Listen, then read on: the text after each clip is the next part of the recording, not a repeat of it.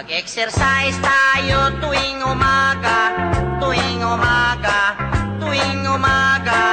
Mag-exercise tayo tuwing umaga upang ang katawan natin ay sumigla. Mag-exercise tayo tuwing umaga,